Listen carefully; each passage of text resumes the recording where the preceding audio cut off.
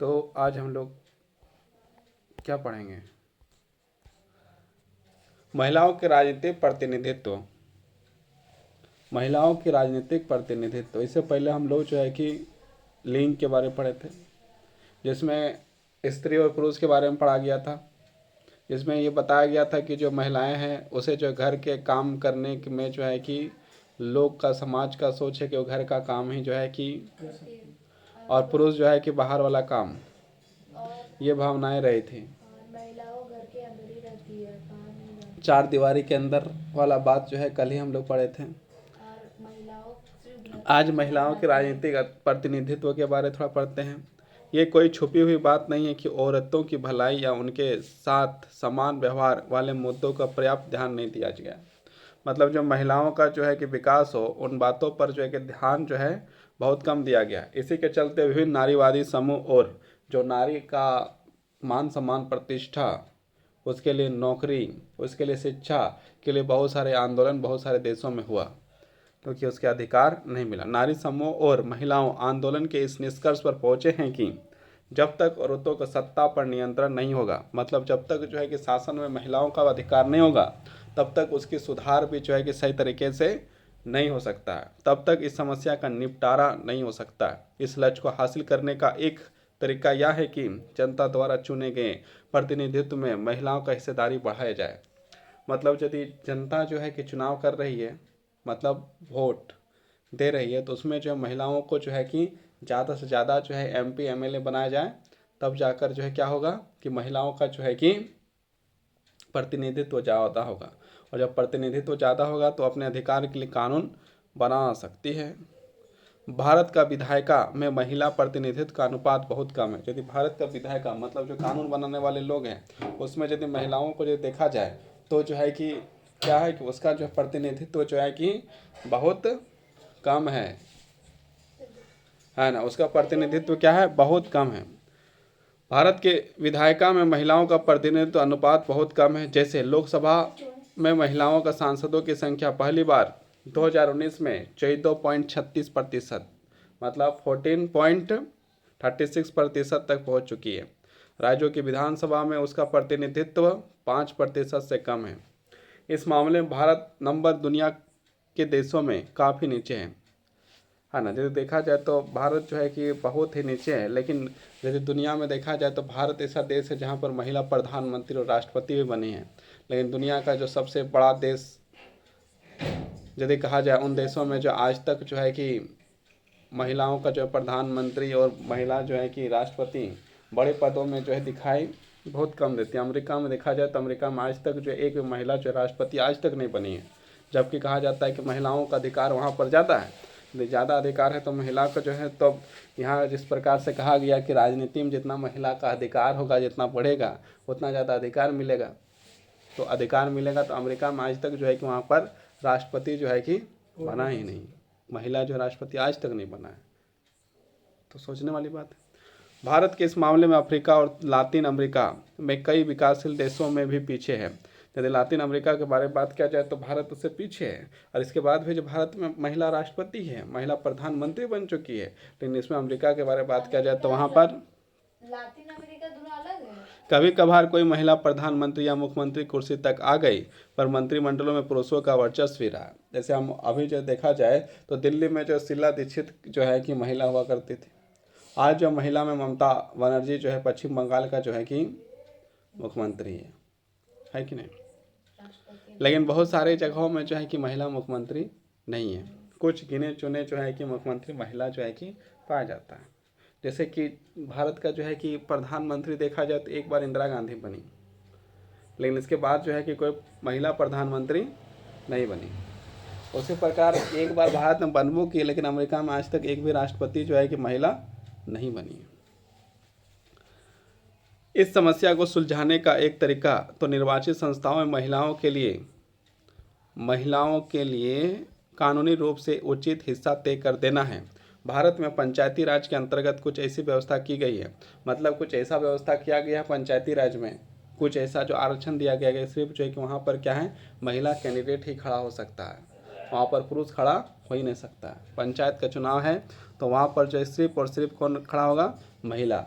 कुछ विशेष जगहों में जो है कि सिर्फ महिला ही खड़ा होगा, वहाँ पर कोई दूसरा खड़ा नहीं हो सकता चुनाव में। तो जब महिला ही खड़ा होगा तो फिर जीतेगा कौन?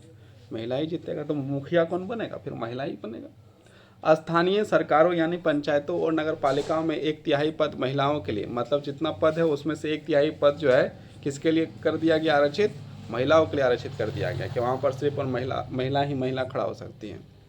आरक्षित कर दिए गए। आज भारत के ग्रामीण और शहरी स्थानीय निकायों में निर्वाचित महिलाओं की संख्या 10 लाख से ज़्यादा है। और अभी यदि देखा जाए तो ये जो निर्वाचित जो हुई है स्थानीय निकायों में, पंचायत में, तो 10 लाख से अधिक जो है कि महिला जो है प्रतिनिधित्व कर रही है।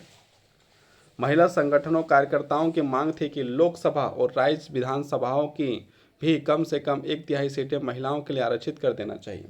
मतलब जो महिला आंदोलन के लिए जो लोग जो है कि उतरे थे, उन लोग का डिमांड था कि जो लोकसभा, राज्यसभा है, विधानसभा है, उसमें भी जो महिलाओं को लिए आरक्षण दिया जाए। मतलब कितना आरक्षण दिया जाए? तो 1/3 आरक्षण दिया जाए। मतलब 4 हिस्सा है, तो 4 हिस्सा में 1 हिस्सा कौन जाएगा? सिर्फ महिला जाएगा। समझा? मतलब 16 सीट है तो 16 सीट में 4 सीट किसका रहेगा? सिर्फ महिला का रहेगा। समझ में आया? आरक्षित कर देना। संसद में इस आशय का विधेयक पेश किया गया था पर कई दशक से यह लंबित है। 2023 में नारी शक्ति वंदन अधिनियम, महिला आरक्षण अधिनियम 2023 पारित किया गया, जिससे लोकसभा, विधानसभा और दिल्ली विधानसभा महिलाओं के 33% सीटों पर आरक्षण दिया गया।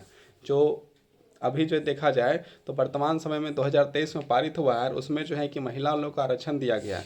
अब जो है कि जितना 100 सीट यदि है तो उसमें जो 100% सीट है तो उसमें 33% आरक्षण जो किसको दिया गया है? महिला। वहाँ पर सिर्फ और सिर्फ कौन खड़ा होगा चुनाव में?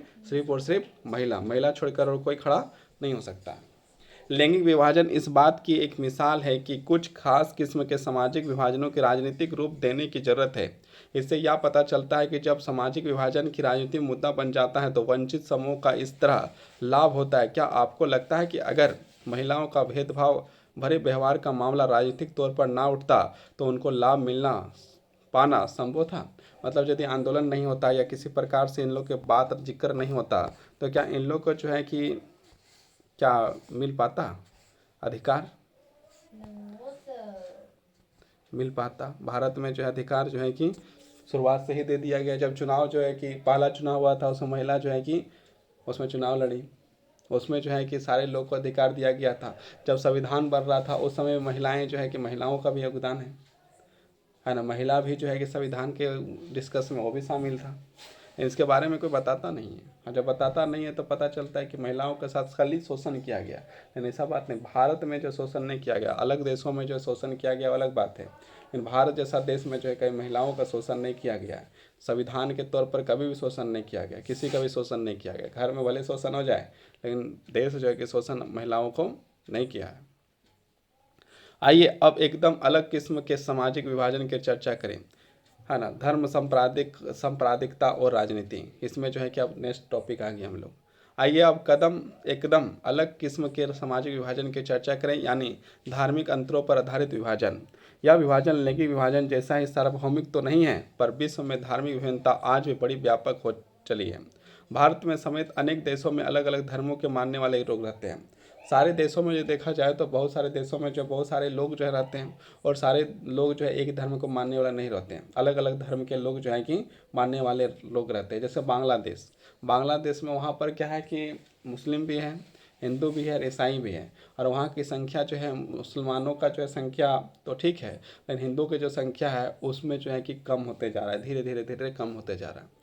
उसको इतना मजबूर कर दिया जा रहा है, मारा जा रहा है। बहुत 2000 से ज़्यादा जो है घटना हो चुकी है जिसमें जो हिंदुओं का जो है नष्ट किया गया, मारा गया, या उसको भगा दिया गया, मार दिया गया, कत्ल हो गया। इस प्रकार के जो है न्यूज़ में अक्सर जो है कि खबर आती रहती है।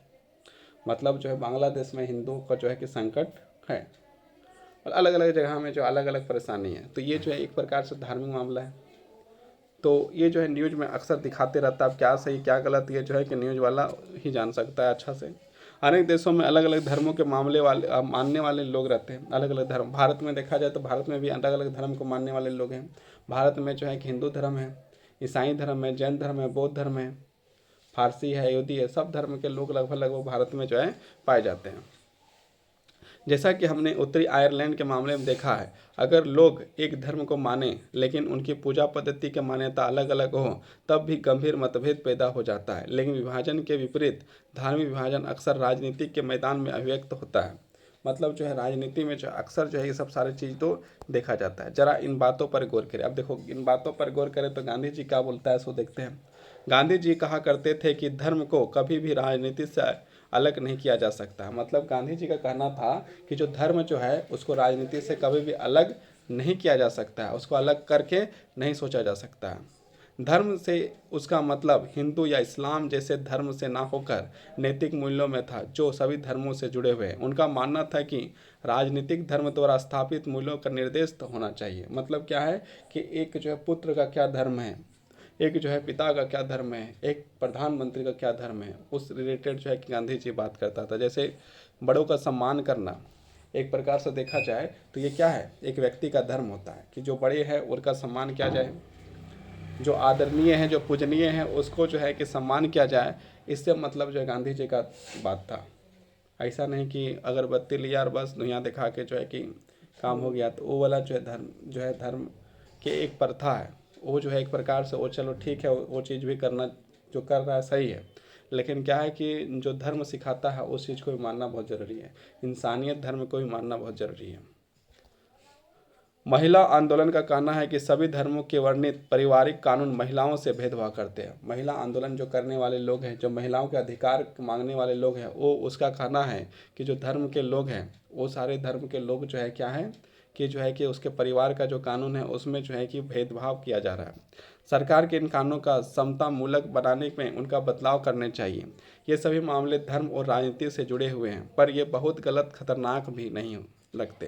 विभिन्न धर्मों से निकले विचार आदर्श मूल राजनीति में एक भूमिका निभा सकते हैं। लोगों को एक धार्मिक समुदाय के तौर पर अपनी जरूरतों, हितों, मांगों को राजनीति में उठाने का अधिकार होना चाहिए।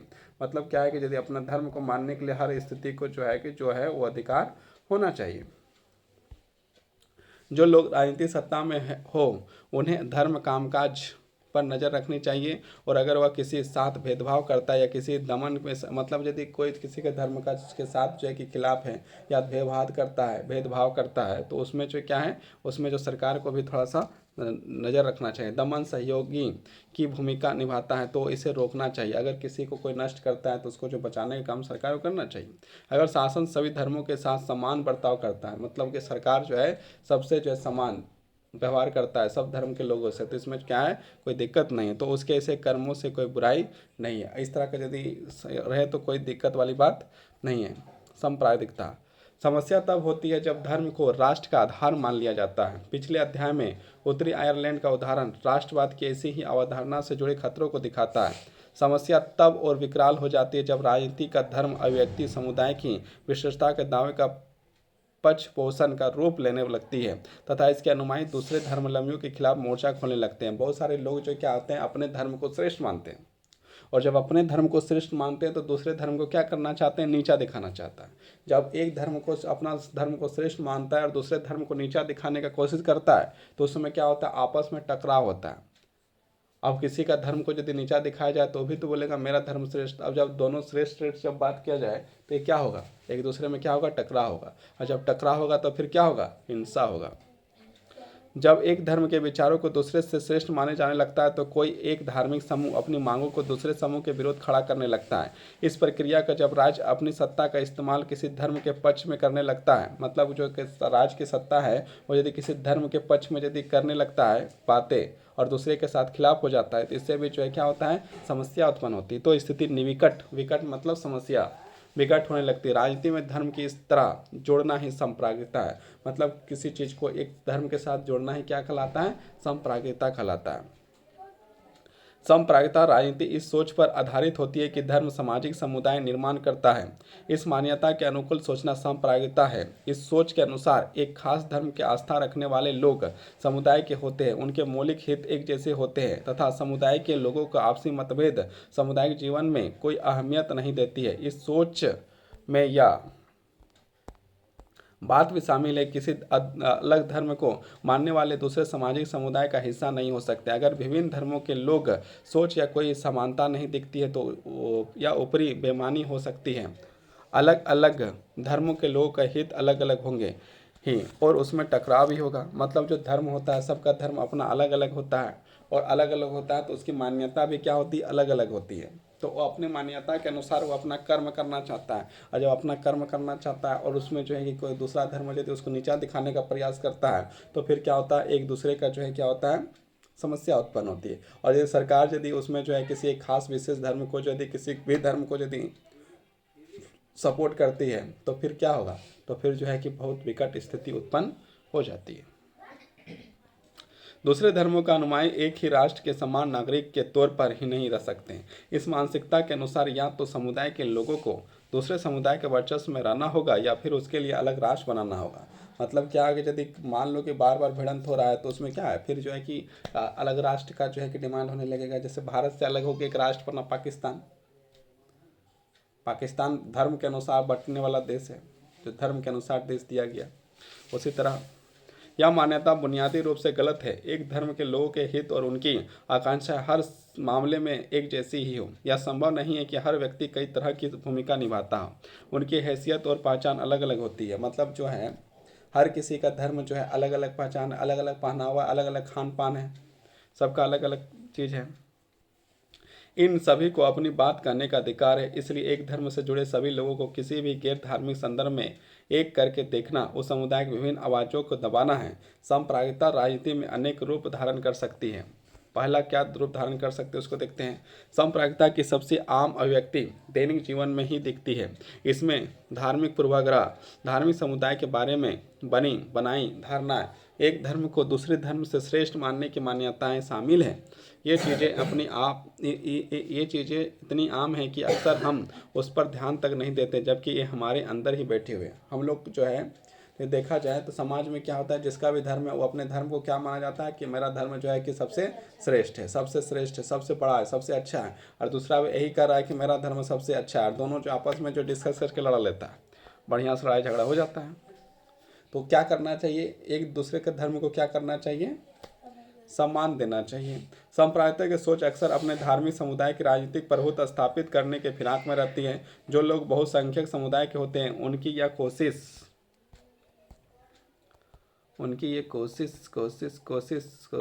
बहुसंख्यक रूप से ले लेती है। जो अल्पसंख्यक समुदाय के, उन पर यह विश्वास अलग राजनीतिक इकाई बनाने की इच्छा के रूप में लेती है।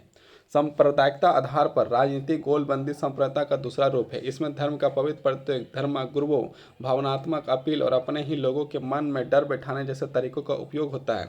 चुनावी राजनीति में एक धर्म के मतदाताओं की भावनाओं का हितों की बात उठाने जैसे अक्सर अपनाए जाते हैं। मतलब चुनाव जीतने के लिए क्या किया जाता है कि लोग जो है कि जहाँ पर गया नेता गया तो बोल दिया, उसका धर्म का पूरा तारीफ कर दिया, दूसरे धर्म का बुराई कर दिया, और उससे उसको लगता है कि वोट मिल जाएगा। और वो जो है कि जो भाषण सुनने वाला लोग है वो भी नेता के बात में कभी कभी आ जाता है। फिर जो वोट देता है, फिर जो है आपस में लड़ता है, फिर जो है कि लड़ाई झगड़ा। कई बार सांप्रदायिक का सबसे दंगा के रूप लेकर सांप्रदायिक आधार पर हिंसा होता है। इसमें जो है कई बार जो है कि क्या होता है, दो धर्म के लोग या दो से अधिक दो या कितना लोग जो है कि लड़ जाता है धर्म के नाम पर। दंगा और नरसंहार करती है। विभाजन के समय भारत और पाकिस्तान के भयानक सांप्रदायिक दंगे हुए थे। भारत जब आज़ाद हुआ था उस समय जो है कि धर्म के नाम पर एक देश बना जिसका नाम था पाकिस्तान, और उस समय जो है कि बहुत बड़ा दंगा हुआ था, जो लाखों लोग का जो है कि मृत्यु हुआ था उस समय। आज़ादी के बाद भी बड़े पैमाने पर सांप्रदायिक हिंसा हुए थे और बहुत सारा हिंसा हुआ था। धार्मिक शासन सांप्रदाय हमारे देश में लोकतंत्र के लिए एक बड़ी चुनौती रही। हमारे संविधान निर्माता चुनौती के प्रति सचेत थे। इसी कारण इसमें धर्मनिरपेक्ष शासन मॉडल चुना। इसी आधार पर संविधान में अनेक प्रावधान किए गए। इनके बारे में हम पिछले साल पढ़ चुके हैं। पिछले साल जो है 9 क्लास में जो है कि पढ़ा हुआ है।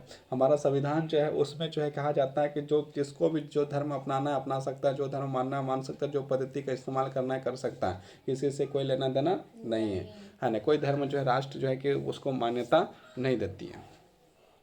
भारतीय राज्य में किसी धर्म को राजकीय धर्म के रूप में अंगीकार नहीं करता। मतलब किसी धर्म को जो है कि भारत देश अपनाता नहीं। श्रीलंका में बौद्ध धर्म, पाकिस्तान में इस्लाम और इंग्लैंड में ईसाई धर्म की दर्जा है। जैसे श्रीलंका में चल जाए तो वहाँ पर बौद्ध धर्म को जो राष्ट्रीय धर्म माना जाता है। पाकिस्तान चल जाए तो वहाँ पर इस्लाम मतलब मुस्लिम धर्म जो है वहाँ पर जो उसका जो राष्ट्रीय धर्म है। और इंग्लैंड चल जाए तो वहाँ पर ईसाई धर्म जो है कि वहाँ पर उसका जो धर्म है, इंग्लैंड का ईसाई धर्म जो है कि वहाँ पर राष्ट्रीय धर्म है। उनके विपरीत उनके विपरीत भारत के संविधान किसी भी धर्म के विशेष दर्जा नहीं है। भारत में जो है किसी भी धर्म को जो मान्यता नहीं देती। जिसको भी जो धर्म अपनाना है, जिसको भी जो धर्म मानना है, जिसको जो पद्धति अपनाना है वो कर सकता है। ये संविधान जो है कि भारत का संविधान देता है। लेकिन यदि पाकिस्तान का धर्म देखा जाए तो वहाँ पर इस्लाम माना जाता है। यदि वो अपने देश का धर्म, उसका जो है राष्ट्रीय धर्म क्या है, इस्लाम है। श्रीलंका का देखा जाए तो उसका धर्म क्या है, बौद्ध धर्म है। और इंग्लैंड का धर्म देखा जाए तो राष्ट्रीय धर्म क्या है, ईसाई धर्म है। संविधान सभी नागरिकों के समुदाय को किसी भी धर्म का पालन करने, प्रचार करने की आज़ादी देता है। और सबको जो है भारत देश जो है कि भारतीय संविधान है, सबको अपना धर्म का प्रचार करने का पूरा अधिकार देता है। जितना प्रचार करना है करो, कोई दिक्कत नहीं है। संविधान धर्म के आधार पर किए जाने वाले किसी भी धर्म से भेदभाव असंवैधानिक, मतलब कोई यदि किसी का धर्म से भेदभाव करता है तो उसे जो है क्या माना जाता है, असंवैधानिक, मतलब वो गलत है। इसके साथ ही संविधान धार्मिक समुदायों की समानता सुनिश्चित करने के लिए शासन को धार्मिक मामलों में दखल देने का अधिकार देता है, जैसे कि छुआछूत की इजाज़त नहीं है। मतलब कि जो है यहाँ पर यदि देखा जाए तो भारत में जो है कि छुआछूत का, या भारतीय संविधान बोलता है कि कोई भी जो छुआछूत नहीं करेगा। कोई छुआछूत का जो है कि यदि करता है क्या छुआछूत वाला बात, तो जो है कि उसके लिए कानूनी अपराध है, उसको जो क्या होगा, सजा होगा। इस हिसाब से देखें तो धर्मनिष्ठा कुछ पार्टियों की, व्यक्तियों की विचारधारा भर नहीं है। यह विचार हमारे संविधान की बुनियादी सांप्रदायिकता, भारत में कुछ लोगों के लिए खतरा नहीं है, या भारत की बुनियादी अवधारणा का एक चुनौती है, एक खतरा है। हमारी तरह धर्मनिरपेक्ष संविधान जरूरी चीज़ है, पर अकेले इसी भूते सांप्रदायिकता का मुकाबला नहीं किया जा सकता है। हमें अपने दैनिक जीवन में सांप्रदायिकता पूर्वाग्रह दुष्प्रचारों का मुकाबला करना होगा तथा धर्म आधारित गोलाबंदी मुकाबला राजनीतिक दायरे में करने की जरूरत है। मतलब कि यदि कोई किसी प्रकार से जो है कि धार्मिक कार्य कर रहा है, मतलब कि धर्म में अंधविश्वास फैलाने का काम कर रहा है, या फिर किसी गलत काम को कर रहा है, या छुआछूत को बढ़ावा दे रहा है, तो ये सारी बातें जो है क्या है, ये गलत है। इसमें हम लोग को जागरूक होना चाहिए। जाति और राजनीति, हमने राजनीति में सामाजिक विभाजन की दो अभिव्यक्ति देखी है। इसमें एक मोटे तौर पर सकारात्मक लाभदायक तो दूसरी नकारात्मक नुकसानदेह। आइए अब अंतिम प्रमुख विभाजन यानी जाति और राजनीति की चर्चा करें। इसके सकारात्मक और नकारात्मक दोनों पक्ष हैं। मतलब अब हम लोग जाति के बारे में पढ़ेंगे, और यहाँ पर जो जाति के बारे में यदि पढ़ेंगे तो ये जाति सिर्फ किस में आ जाएगा, हमने कल भी कहा था, इसमें सिर्फ और सिर्फ जो है कि हिंदू धर्म की जाति के बारे में ही बात करेगा। एनसीईआरटी और किसी की जाति के बारे बात नहीं करेगा। जबकि जो है अलग धर्म में भी जो है कि जाति होता है, लेकिन अभी पढ़ने से पता चल जाएगा कि किसकी बात किया जाएगा, सिर्फ और सिर्फ हिंदू जाति के बारे में। देखते हैं आगे। लिंग और धर्म पर आधारित विभाजन तो दुनिया भर में है, जाति आधारित विभाजन सिर्फ भारतीय समाज में ही देखने मिलते हैं। देख लिए यहाँ पर जो है कि सीधे जो है कि बोला गया जाति आधारित समाज जो है वो कहाँ देखा जाता है, सिर्फ और सिर्फ जो है कि भारत में देखा जाता है। पहला ही जो है अब हिंदू धर्म में आएगा धीरे धीरे। सभी समाजों में कुछ सामाजिक असमानता, एक ना एक तरह श्रम का विभाजन मौजूद होता है। अधिकतर समाजों में पैसा परिवार की एक पीढ़ी से दूसरी पीढ़ी में जाता है, लेकिन जाति व्यवस्था इसका एक अतिवादी और अस्थायी रूप है। अन्य समाजों में देखिए, अभी मजा आ जाएगा। अन्य समाजों में मौजूद असमानता में यह एक खास अर्थ से भिन्न है। इसमें पैसा, वंशानुगत विभाजन, रीति रिवाजों की मान्यता, एक जाति समूह से एक दूसरे से मिलते जुलते पैसों के होते हैं। मतलब क्या, पैसा मतलब काम करने का तरीका, पैसा मतलब रुपया नहीं है। पैसों का मतलब क्या है, काम जो करता है उसको पैसा कहा जाता है। साथ ही उन्हें एक अलग सामाजिक समुदाय के रूप में भी देखा जाता है। उसमें अपनी ही बेटी रोटी अर्थात शादी खान पान का सम्मत होता है। मतलब क्या है कि जो जिस जाति का, उसी जाति में जो शादी ब्याह से लेकर खाना पीना जो सब कुछ होता है। लेकिन हम लोग देखते हैं, हम लोग घर में रहते हैं, हम लोग को जितना भी जाति वाति सब दिखता है, सबको एक दूसरे के साथ बैठ के साथ में खाना खा लेता है। लेकिन यहाँ पर बोल रहा है कि नहीं, छुआछूत है।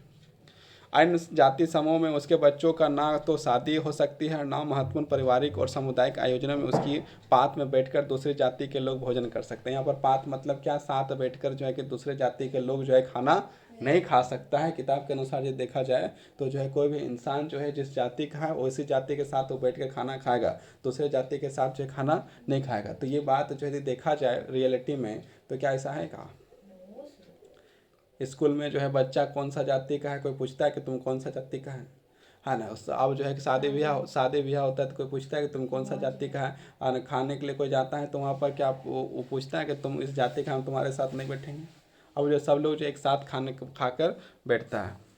वर्ण व्यवस्था अन्य जाति समूह से भेदभाव उन्हें अपने से अलग मानने की धारणा आधारित है। इसमें अतेज जातियों के छुआछूत के व्यवहार किया जाता है। इस पर चर्चा क्लास 9 में हो गया, 9वीं कक्षा में की गई थी। यही कारण है कि ज्योतिबाई फुले, महात्मा गांधी, डॉक्टर अम्बेडकर, पेरियार, रामास्वामी अय्यर जैसे राजनेताओं ने, समाज सुधारकों ने जातिगत भेदभाव का मुक्त समाज व्यवस्था बनाने की बात और उनके लिए काम किया।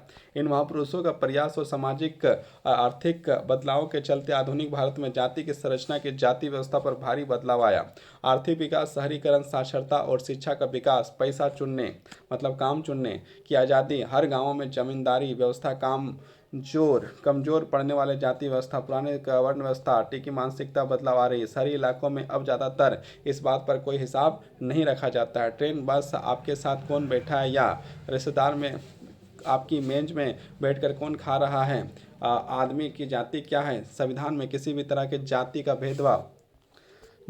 भेदभाव किया गया, देखिए यहाँ पर लिखा है, हाँ, निषेध किया गया। संविधान में जो है किसी भी जाति भेदभाव का क्या किया गया है, निषेध किया गया। आज जो है कि हम लोग ट्रेन में बैठते हैं, होटल में बैठते हैं, साथ में बैठते हैं, कभी को पूछता है कि तुम कौन सा जाति का है, तुम्हारे साथ नहीं बैठेंगे, नहीं खाएंगे, नहीं घूमेंगे। होटल में जाने के बाद कोई पूछता है कि तुम कौन सा जाति का है, खाना बनाने वाला कौन सा जाति का है। तो ये सब चीज़ जो है कि धीरे धीरे समाप्त हो चुका है ना। कोई भी जो है कि अब जाति पूछने वाला काम नहीं करता, और पहले भी कोई नहीं पूछता था कौन जाति का है।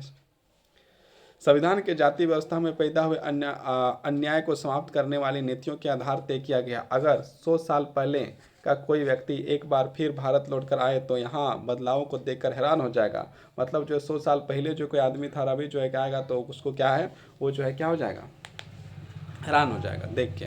बहरहाल समकालीन भारत में जाति प्रथा विवाद नहीं हुई। जाति व्यवस्था के कुछ पुराने पहलू अभी भी बरकरार हैं। अभी भी ज़्यादातर लोग अपनी जाति कबीले में ही शादी करते हैं। स्पष्ट संवैधानिक प्रावधान के बावजूद छुआछूत की प्रथा भी पूरी तरह समाप्त नहीं हुई है। जाति व्यवस्था के अंतर्गत शादियों में कुछ समूह का लाभ, स्थिति में कुछ समूह को दबाकर रखा गया है, जिसका प्रभाव सदियों बाद आज तक नजर आता है। जिन जातियों के पहले से ही पढ़ाई लिखाई का चलन मौजूद था और जिनका शिक्षा पर पकड़ थी, आधुनिक शिक्षा की व्यवस्था भी उन्हीं का बोलबाला है। जिन जातियों ने पहले शिक्षा वंचित रखा जाता था, उनके सदस्य अभी भी स्वाभाविक तौर पर पिछड़े हैं। यहाँ पर बताया जा रहा है इनडायरेक्टली जाति के बारे में, और ये भी बताया जा रहा है कि कौन किसकी जाति के बारे में एकदम सीधा और साफ भारत की जाति के बात किया गया है। तो भारत की जाति की बात किया गया है तो मतलब एक प्रकार से जो है सनातन और हिंदू धर्म का जो है के लिए जोड़ा गया है। और उसमें जो अगड़ी जाति, पिछड़ी जाति, किसका शादी किसके साथ हो रहा है, ये सारी बात किया गया है। ये सारी बात जो है कि ये बोला, ये किताबों में लिखा हुआ है। लेकिन यदि मान लीजिए कि इसमें जो है कि भले जो है कि सनातन हिंदू धर्म में मान लेते हैं, कुछ क्षण के लिए मान लेते हैं कि यदि गलत है, तो जिस जाति में जो दूसरे धर्म के लोगों की जो जातियां हैं और उसमें यदि इस प्रकार की व्यवस्था नहीं है, तो उसको भी यहाँ लिखना चाहिए था कि उस धर्म के लोगों के पास ऐसी ऐसी जातियाँ, उसके बाद भी जो है कि इस तरह की स्थितियाँ उत्पन्न नहीं होती हैं। एग्जाम्पल के तौर पर हम लोग किसी को समझाते हैं तो कैसे समझाते हैं, एग्जाम्पल दे के समझाते हैं कि इसमें यदि बुराई है तो अच्छाई किस में है, अच्छाई किस में है। लेकिन यहाँ पर सिर्फ बात किया जाएगा भारतीय सनातन धर्म के लोगों को, और यहाँ पर ये बताया जाएगा सारे चीज़ों को जो है ये चीज़ बताने का कोशिश करता है ना। मतलब हम लोग को जो है कि नीचा दिखाने का प्रयास करता है। दूसरा बात यहाँ पर बोला गया पढ़ने से वंचित रखा गया। तो पढ़ने से वंचित कौन रखा गया? भारत तो पहले इस 1000 साल से गुलाम था। पहले मुगलों का गुलाम था, उसके बाद अंग्रेजों का गुलाम था।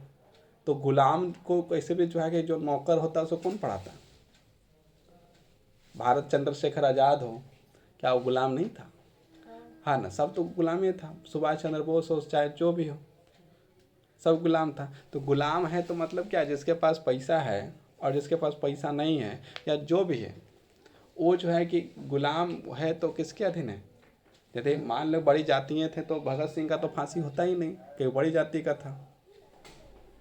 चंद्रशेखर आज़ाद को भी तो फांसी नहीं हो, क्या कहते, गोली मारा ही नहीं जाता, वो मरता ही नहीं, बड़ी जाति का है। तो यहाँ पर जो है कि जो स्थितियाँ तो जो है कि सालों साल से यहाँ पर गुलाम है ना। 1000 साल लगभग जो है भारत जो है गुलाम रहा है।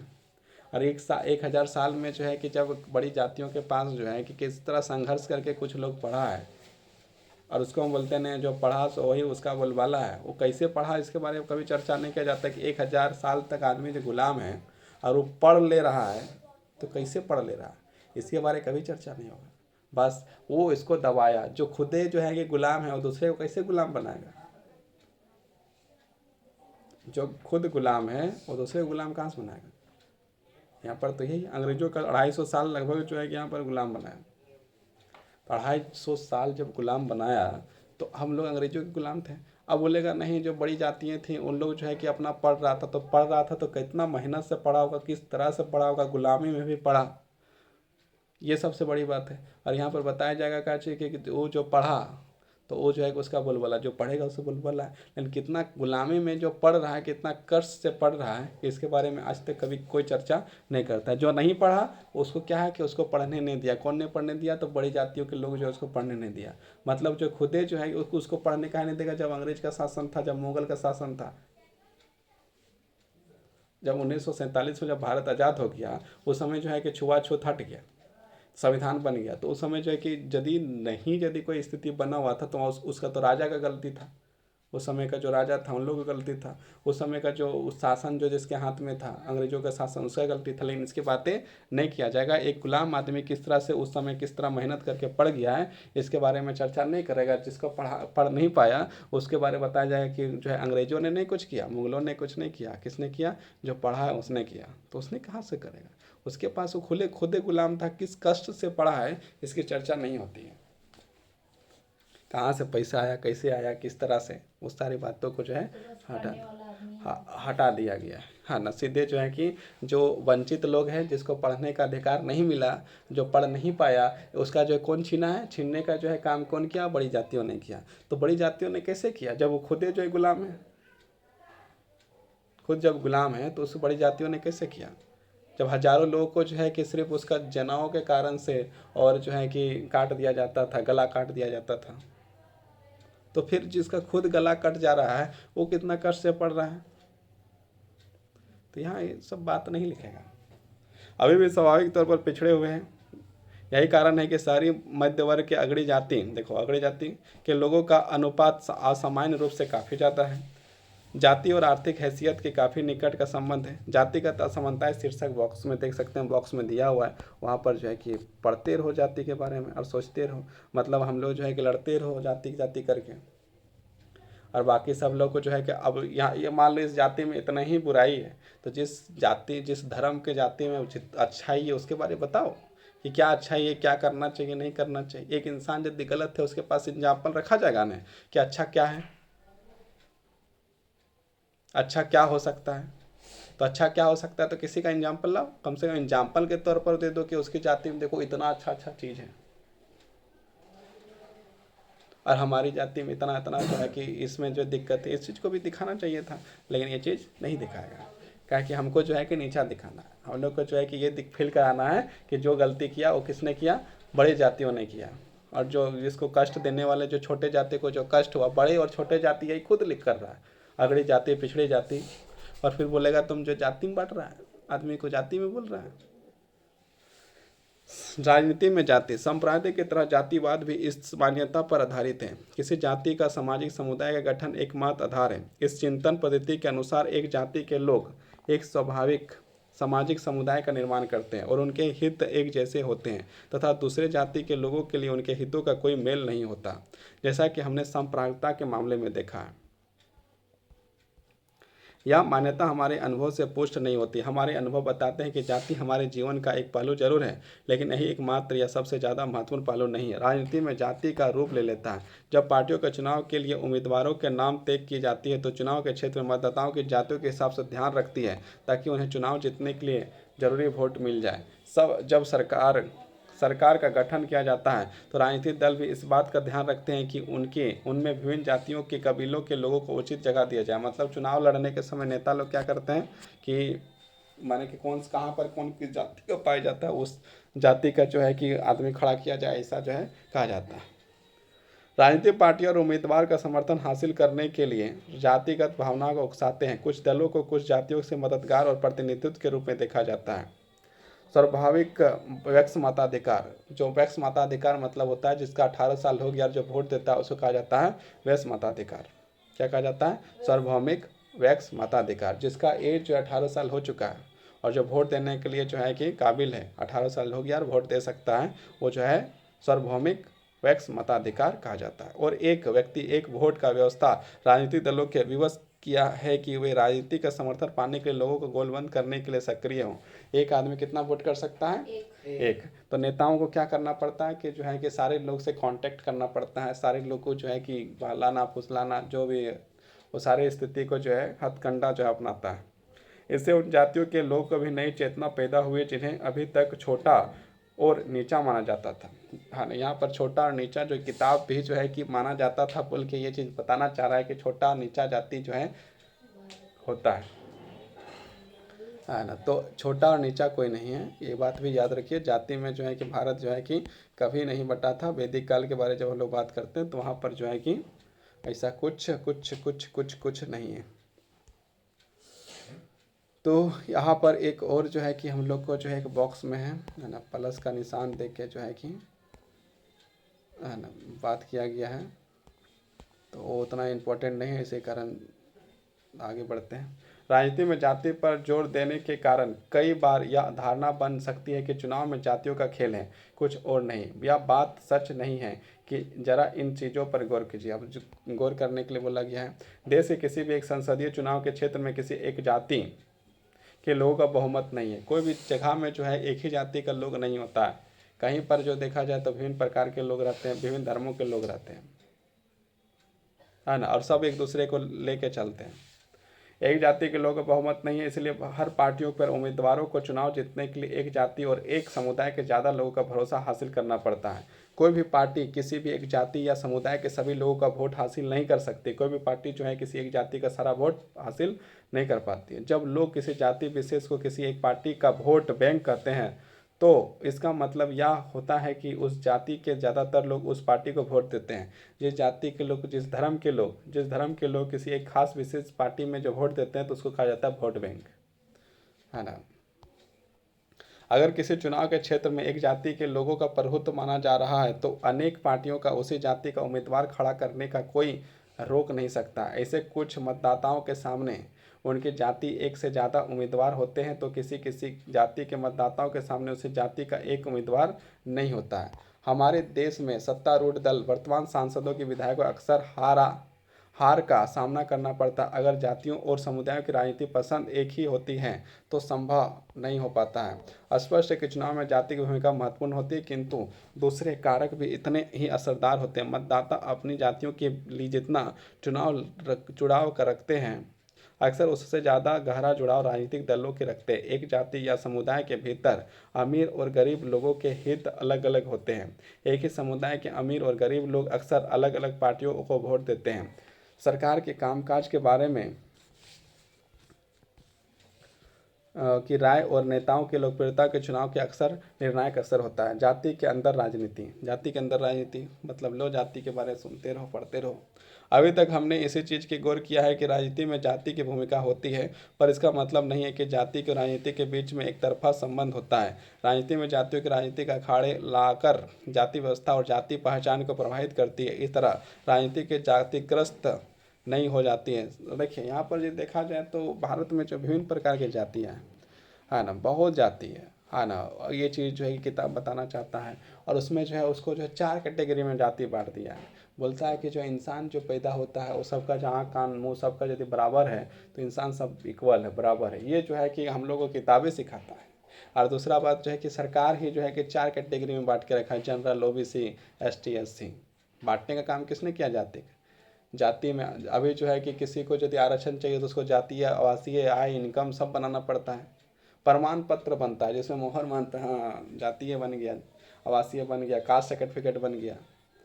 तो ये चीज़ करने का काम है। यदि भारत से यदि जितना ही यदि दिक्कत था तो सबसे पहले जाति को ही समाप्त कर दिया जाता, ख़त्म कर दिया जाता। लेकिन क्या है कि जो है वोट बैंक के कारण से लोग जो चुनाव के लिए जो है कि मतलब कि जो है ये सब राजनीति के लिए सब चीज़ को रहने दिया। सबको अधिकार इक्वल देता। जो गरीब है उसको आरक्षण दो। और जाति जो पूरी तरह से समाप्त कर दिया जाता था। कोई भेदभाव भी नहीं रहता। भेदभाव को पूरा तरह से हटा दिया जाता। लेकिन यहाँ पर क्या किया गया है, बस बताया कुछ जगह कि जाति नहीं करना चाहिए, सब इक्वल है। और जब जो है कि जब नौकरी के लिए जाओ तो वहाँ पर फिर जब देखो वहाँ पर तुम क्या है, जनरल है, और तुम क्या है, ओबीसी है, तुम क्या है, एसटी है, तुम क्या है, एससी है, उसके अनुसार से स्कॉलरशिप भी मिलेगा, उसके अनुसार से नौकरी मिलेगा, उसके अनुसार से सब कुछ होगा। तो ये काम कौन कर रहा है? सरकार ही कर रही है। तो सरकार को जो है कि ये काम जो है कि कब ख़त्म करेगी, किस तरह से करेगी, वो चीज़ सरकार जाने, है ना। और जो जो आदमी गरीब है उसको आगे बढ़ाने के लिए काम जो है सरकार को करना चाहिए। और गरीब जो है कि एक ही जाति के लोग नहीं होते हैं, हर जाति में गरीब मिल जाते हैं। क्योंकि एक जाति अपने दम पर सत्ता पर कब्जा नहीं कर सकता, इसलिए ज़्यादा राजनीतिक ताकत पाने में दूसरी जातियों, हाँ फिर से प्लस का निशान में आ गया, राजनीतिक ताकत पाने के लिए दूसरे जातियों के समुदाय तथा साथ लेने की कोशिश करती है और इस तरह उनके बीच संवाद का तोल मोल होता है। राजनीति के नई किस्म के जातिगत गोलबंदी हो जाती है, जैसे अगड़ा जाति और पिछड़ा जाति। इस प्रकार से जाति राजनीति में कई तरह की भूमिका निभाती है और एक तरह से यही चीज़ें दुनिया भर में राजनीति चलती रहती है। दुनिया भर की राजनीतिक पार्टियों को वोट पाने के लिए सामाजिक समूह के समुदाय गोलबंद करने का प्रयास करती है। कुछ खास स्थितियों में राजनीति विभिन्न असमानताओं के वंचित कमजोर समुदाय के लिए अपनी बातें को आगे बढ़ाने में सत्ता में अपनी हिस्सेदारी मांगने की गुंजाइश भी पैदा करती है। इस अर्थ में जातिगत राजनीति दलित पिछड़ी जातियों के लोगों के सत्ता पहुंचने निर्णय प्रक्रिया में बड़े ढंग से प्रभावित करने के लिए अनेक पार्टियों के गैर राजनीतिक संगठन खास जातियों के खिलाफ भेदभाव करने, उनके साथ सम्मानजनक व्यवहार करने, उसके जमीन जायदाद अक्सर उपलब्ध कराने लेकर आंदोलन करते हैं। पर इसके साथ ही यह भी सच है कि सिर्फ जाति पर जोर देना नुकसानदायक हो सकता है। जैसा कि धर्म के मसले में स्पष्ट होता है कि सिर्फ जातिगत पहचान पर आधारित राजनीतिक लोकतंत्र के लिए शुभ नहीं होती है। इससे अक्सर गरीबी, विकास, भ्रष्टाचार जैसे ज़्यादा मुद्दे के लोग भी ध्यान भटकता है। कई बार जातिवाद तनाव, नष्ट, टकराव और हिंसा के बढ़ाव हो जाता है और इसके साथ ही जो ख़त्म हो जाता है। मतलब यदि देखा जाए तो इस चैप्टर का जो है कि नाम था, क्या नाम था? जाति, धर्म और लैंगिक मसले। यहाँ पर जो हम लोग जाति के बारे में, धर्म के बारे में, लैंगिक मसले के बारे में जो है कि यहाँ पर लैंगिक मसले के बारे में मैंने जो है कल बताया था। लैंगिक मतलब जो है कि दो लैंगिक होते हैं, मतलब एक जो है कि स्त्री और एक पुरुष। ये जो है किताब जो है जो छापा है उसके अनुसार दो ही लिंग होते हैं, लेकिन यदि सही तरीके से देखा जाए तो एक जो है नपुंसक लिंग भी होते हैं, जो ना स्त्री ना पुरुष, मतलब जिसे ट्रांसजेंडर कहा जाता है वो भी तो है, उसकी भी तो समस्या है। तो उसके बारे में यहाँ पर बताना चाहिए था, लेकिन किताब ने उसके बारे में यहाँ पर जिक्र नहीं किया, उसकी समस्याओं के बारे में यहाँ पर बताया नहीं है, हाँ ना। यदि स्त्री को यदि तकलीफ हो रहा है, यदि पुरुष का क्या तकलीफ हो रहा है, स्त्री का तकलीफ क्या हो रहा है, ये आप यदि लिखे हैं तो ये भी आपको बताना चाहिए। जो ट्रांसजेंडर है उसको भी तो कोई तकलीफ है, उसको भी कोई समस्या है, तो उसको आपने जो है कि लाया ही नहीं। तो ये जो है कि चैप्टर हम लोग पढ़ें और इस चैप्टर में जो है कि बहुत सारे बातें जो है अच्छी है, तो बहुत सारे बातें में सवाल उठाए जा सकते हैं। तो इसी के साथ ये चैप्टर समाप्त हो जाता है। ये चैप्टर पढ़ने में जितना अच्छा है ना, उतना ही जो है कि सवालदायक भी है, जो सवाल पूछने लायक है। चलिए आप लोग को अब जो है कल अगला चैप्टर पढ़ाया जाएगा। आज जो है कि बहुत जल्दी चैप्टर समाप्त हो गया है।